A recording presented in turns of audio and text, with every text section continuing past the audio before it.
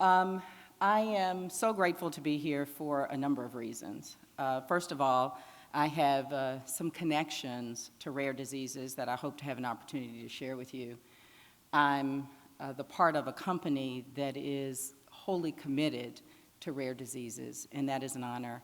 And I'm in a room in which the passion and the power is palpable, and I really look forward to hearing more and sharing more with you. I know that we're a matrix of stories. Everyone here has a story as to how we've landed here today, and if you'll indulge me, I'd like to share a couple. In 1980, a stone's throw from here at Howard University Hospital, I graduated from medical school and started in that July as an intern in pediatrics. I, frankly, was full of myself. The first night on call in my scrubs, and with all of my newfound knowledge and expertise, I felt ready to conquer or heal the world. And then I got a call to the emergency room. And I, got out of bed and ready to go, headed down to the emergency room. And what I faced was a toddler in a sickle cell crisis. And all of my vim and vigor and all of my knowledge and information fell flat. There she lay, crying screams I had never heard before, with a young mother who could do nothing more than to rock, massage, and cry with her baby. And there I was, an intern, thinking that I was a font of information and healing, and the best that I could do was hydration and some paltry pain control. Not nearly enough. So I spent the night taking turns with the mother, massaging and rocking and crying a baby. That was my introduction to that rare disease. Here's the rub. 33 years later, I could go back to the emergency room at Howard University Hospital. I could put on a pair of scrubs and be called in the middle of the night to tend to a child in sickle cell crisis, and I would have barely better to offer. Not acceptable. My second story. My husband and I have been together for 40 years. 17 years old we met, my heart throbbed, and my soulmate. He came through a seizure disorder as a child, cancer at 21, a brain tumor at 51, a massive pulmonary embolism that nearly took his life. And in the course of his recovery, it was discovered that he had sarcoidosis. I asked him, what are you, or what have you been most afraid of? Because he's come through all that with an amazing courage and facility and passion for life. And he says what he's most afraid of is his unknown that lives within him. We've started calling the sarcoidosis shrug because there's so many questions and so few answers. So here is my story when I was first introduced to medicine as an intern in pediatrics, and as a wife of this many years with a husband who faces a rare disease that we are struggling to find a cure for. And there's so many stories in between, as I know each and every one of you has. So what does all of that mean? And why do I think that collaboration is an important opportunity for us to move forward? Speaking of forward. Okay. Thank you. Now, did I actually do that, or did you do that? Okay, I just want to know if I'm getting it right. So, we really live in a world of common expectations. In fact, we actually live in a world of uncommon expectations. We expect to see things like a probe to Mars, Skyping people at any time of the day and night around the world, all kinds of, seeing someone jump out of a Mylar balloon from 24 miles above the earth and landing on their feet. So we really live in this world of uncommon expectation. But at our core is a common expectation that we'll each live a long and healthy life. Now, that wasn't the common expectation a century ago, but it has become more and more common by the day. And there isn't anything that shakes that expectation like a rare disease. All the things you know become unknowns. All the things you expect are pushed to the back while you deal with things in a more urgent manner. So the question is, and the simple vision for all of us in the room, I am sure, is to make sure that we allow the common vision for each and every person who is diagnosed with a rare disease. And again, I think that if we can do some of the miraculous, magical things that we do as a collective global society, that meeting that vision ought to be within hand. So what is it that ultimately I think would shapeshift where we are? Well, I think that we're at an inflection point.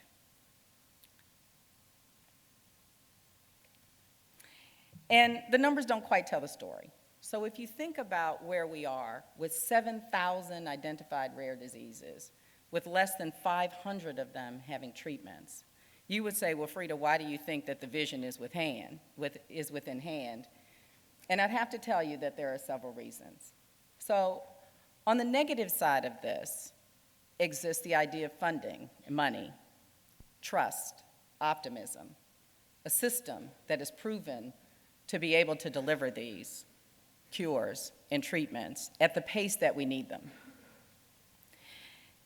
On the positive side, however, is an explosion in knowledge and information and technology, is an explosion in the capacity for us to share data and information, findings, at literally the speed of light. And so, although we have some needs and some barriers, we have some very clear opportunities if we can just provide ourselves the right platform to move these things forward. So, what is the call to action? The call to action is really to shapeshift, to transform, to disrupt the R&D ecosystem that we currently live in and turn it into the kind of system that is going to deliver against our vision of no one left behind. So, what do we need to do that? Let me talk about the barriers for a second. If we think about the barriers, we're not shy on them. There's always something that stands in our way, but I want to highlight just a couple of them. First of all, the current R&D model is linear and lockstep. And it's filled with choke points, places at which it's easy to come off the rails, if you would, or to become stalled. The second is the duration that Fleming so aptly described as being far too long.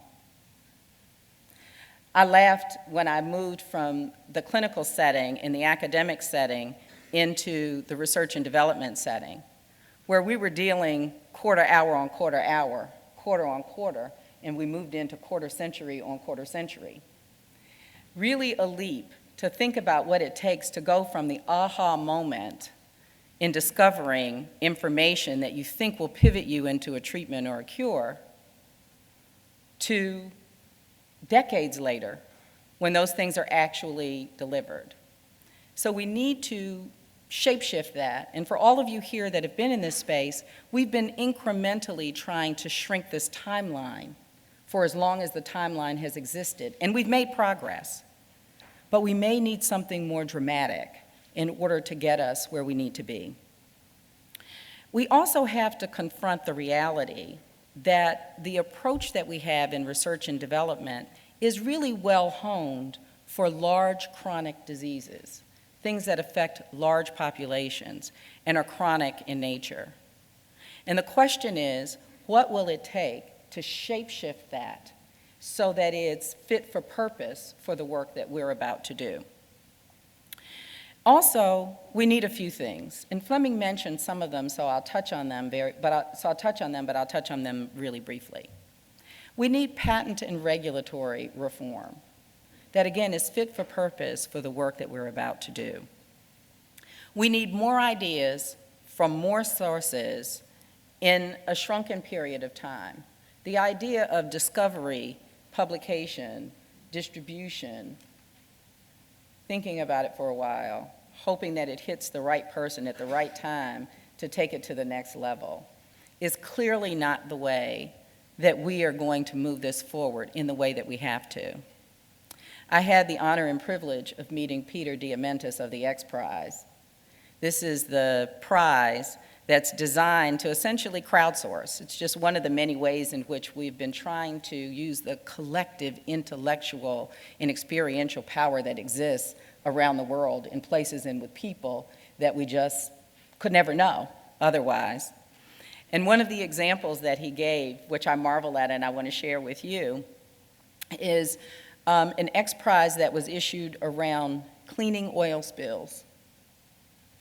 Been done the same way 25 or 30 years at a rate that was well known and had been incrementally improved, but not nearly enough.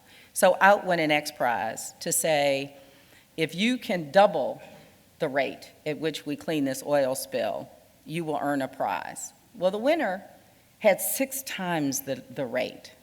And so this new technology is deployed. But one of my favorites, who actually did it 2 times faster, was a small group out of a tattoo parlor in Las Vegas. Not an expert from, some oil company, not an academic who studies oil spills, none of that. Somebody in a tattoo parlor that had realized a technology that could leach oil-based paints out of skin. And there we are with a new technology to clean oil spills. And this mechanism has been deployed over and over and over. The use of crowdsourcing, the use of prizing, the use of gaming in order to collect the power of us and to move our issues forward. We also have an opportunity to challenge and address some of our thinking, our risk versus benefit equation. Who's our competition versus who's our collaborator? And what is value versus cost? So these are all things that I think we've got fairly good notions of from the way things were and are having challenges moving into the way things are or the way things can be in a future that's filled with a fast-paced R&D system that is delivering treatments and cures at light speed. So we want to move from this current state, paced, linear, lockstep, choke point, to something that is more open, that is more collaborative, and that really has the capacity to draw us all in and to tap into the resources that exist and identify new ones. So, can I tell somebody that I'm technically challenged? Okay. So, the question then, I want to give you one example, because one of the things that I think will be the key, which was mentioned in the introduction, is really around collaboration, or better still, meta-collaboration. So if we were redefining who our collaborators are, if we're redefining who our partners are, if we're redefining what success looks like, if we're redefining what incentives are for us, then what would be the power of that platform? And I have been at Pfizer since 2009 as the Chief Medical Officer. Just previous to that, I had the opportunity to spend some time at Vertex Pharmaceuticals. And it's interesting that we all carry our own ideas, if not biases, about who should be doing what, when, where, and how. And I frankly came out of an environment that was focused on and very successful in rare diseases, and went into a company that is known for and successful in dealing with identifying cures for the masses. And I wasn't sure that those two things could be the same. To my surprise and absolute delight, they were. And Pfizer became, to me, an interesting case study in the ability to be a different kind of partner. And I wanted to just share some of those insights that I had about Pfizer and its platform as a partner in hopes that you'll be able to use it as a lens to identify other atypical, unconventional, if not unexpected partners.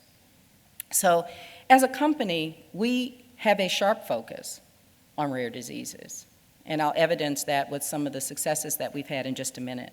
We have a strong track record in biomedical breakthroughs, some that are applied to rare diseases and some that have not been applied to rare diseases, but might be, were we able to provide a collaborative platform where we were informed of need.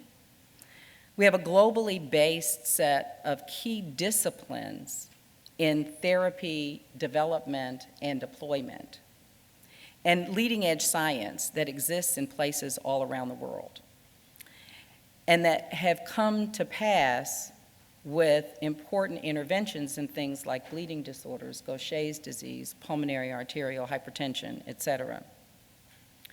We've got significant advances in translating biomedical discoveries into therapies. It's kind of the business that we're in, if you would. And a part of what is really exciting to me, which is often unknown to people who crave cures but are not in the business of developing them, is this huge below the waterline set of expertise that is required to really advance from technical or biomedical discovery into a treatment that can be deployed to patients.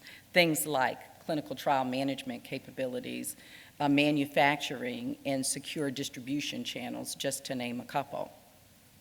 So there's really an opportunity, I think, to think outside of the box, if you would, about who partners can be as a part of developing what, can you advance the slide for me? Thank you. What I'm going to talk about is medical aberration. But let me do bragging rights for a minute, because I am really excited and really proud, and to also provide you an opportunity to know a little bit about the depth of both our commitment and our successes in rare diseases. 22 medicines that are currently approved in the area of hemophilia and growth disorders, Gaucher's, and pulmonary arterial hypertension, as well as in some rare cancers. In addition to that, I said that we were sharply focused on rare diseases, and that we are, in 7 therapeutic areas in particular: the muscular dystrophies, sickle cell anemia, still in hemophilia, Huntington's disease, pulmonary sarcoidosis, cystic fibrosis, and again, some various and rare cancers. Thank you. So, medical aberration, and the idea of transforming ourselves as a collective to answer this question. I did a talk at TEDMed almost 2 years ago now on medical aberration. The example that I used was a picture of my uncle, who was a paraplegic at the hands of polio. And standing by his bedside after or during a year-long recovery at Hopkins were my cousins, just a generation apart from my uncle. He who had been afflicted with polio, and us who barely knew what it was and were no longer afraid of it. So in just a generation, to have a scourge like polio moved out of our view as a generation, how amazing. What I didn't realize for a while was that polio was actually not the epidemic that many of us thought that it was. 62,000 identified cases. That makes it a rare disease. So that rare occurrence that came to light, that was empowered by passion and need, actually galvanized an entire global community to bring it to its knees. And so the question is, what would it take to turn those of us in this room and the network that we own outside of this room into that kind of medical aberration that would tackle the 7,000 diseases still in need of our attention? So let me talk a little bit about medical aberration and what it is, and maybe some ideas about how we might be able to get there. This is a turbocharged network where we cast aside the ideas that we traditionally think about in terms of collaborations and bring all hands on deck. So we've done collaborations. Everybody in the room that's done a collaboration, I know if I asked you to raise your hand, everybody in here would raise your hand. But we're on a journey in collaboration. We've started with everybody in the basement doing their own thing. I don't really need your help or your expertise. I have this here. And then we moved to, okay, well, maybe I can't do it completely alone, so maybe you and I can collaborate. The rest of y'all are on your own. And then we said, okay, well, maybe it's this table, and then that table do something else. So we're migrating to these larger and larger collaborations, but we're not nearly where we need to be. And so the question is, what would it actually take to connect us in a way and on a base, if you would, that would allow us to share knowledge as fast as the knowledge derives, to share resources in an effective and planful way, to leverage skill sets, and to look at you and say, you know what, you are incredibly expert at this. If we look at all of the things that we need done, can you take that one? Because over here, your expertise is in this area. And we would like for you to devote your resources, your thinking to that. And if we could not just collaborate, but coordinate around this, what would the power of that be? And again, one of our examples, a powerful example is in polio, another one is in AIDS. And each of you could think of yet another and another that we've set on fire with the ability to pull everybody together to make this happen. So some of the rubs in meta collaborations are the difference between being a visionary and having a sense of urgency. And the question is whether or not, as we pull these collaborations together, we can align those two things. The question is whether or not we can have audacious, Mars-shot goals, but do the day-to-day work that is required to actually get us there. The question is whether or not we can actually be patient-centered in a way that moves us forward and keeps us focused and make sure that all of our incentives are aligned around that, the best and biggest incentive of all, which is to find the cures for the people who need them. My husband has a saying, he's just full of sayings, as am I, but he says, people don't change when they see the light. They change when they feel the heat. And so I know that, yes, it's true, and trust me, after 40 years, I know he can throw off some heat. So the question then becomes, what would it actually take for us to implement such an audacious strategy? And again, I sat with the UCLA lead for the Mars shot, and I've talked to people who have established meta collaborations, Francis Collins as an example of the amazing meta collaboration around mapping the human genome. And all of these things were disruptive and transformative for us all. And the question is, what will be the next meta collaboration that moves us forward? Next slide. So in the introduction, we talked a little bit about why I thought it was time, why this is the point of inflection. And if I just think about 2012, I consider it a watershed year for the kinds of things we want to get done in meta collaboration.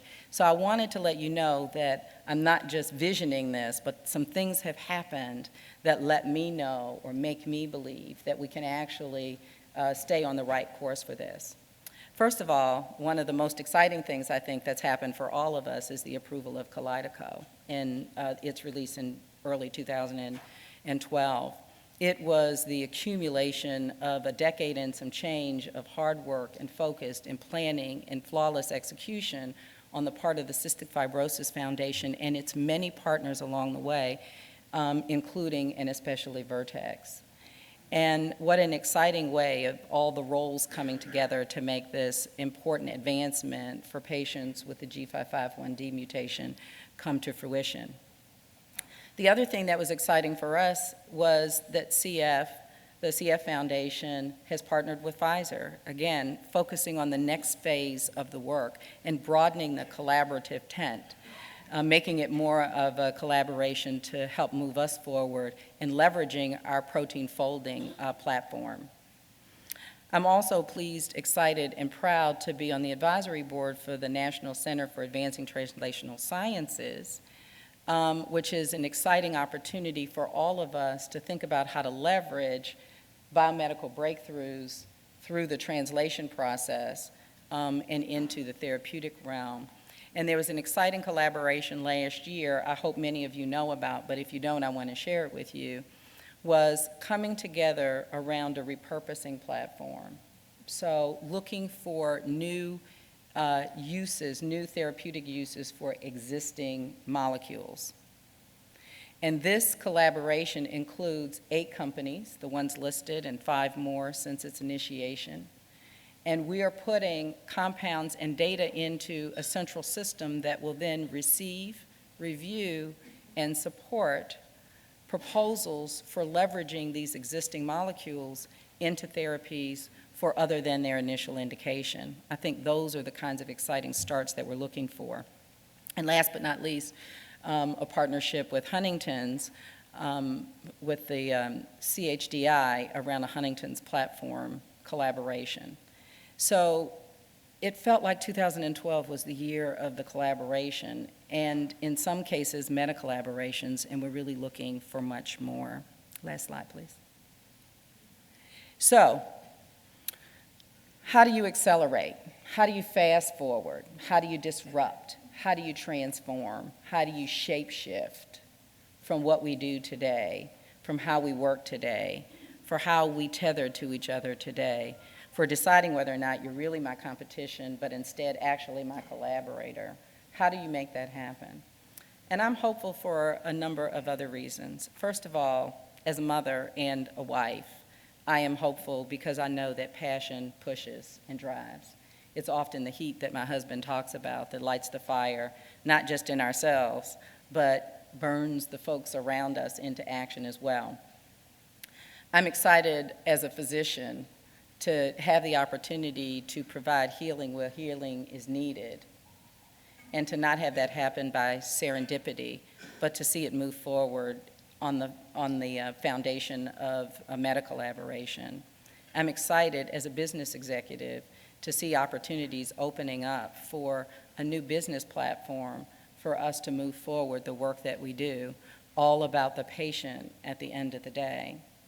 And so I trust that the rest of the day and tomorrow are going to be a day where you continue to touch the people around you with your poignant stories, that you share your passion, that you provide the data that you have and the knowledge that we should share in order to move things forward. And I hope that I will have an occasion to come back in the next year and have someone somewhere in the room raise their hand and say that we've moved meaningfully forward towards a meta-collaboration. Thank you again for having me, and good luck on the work that you're doing today and tomorrow.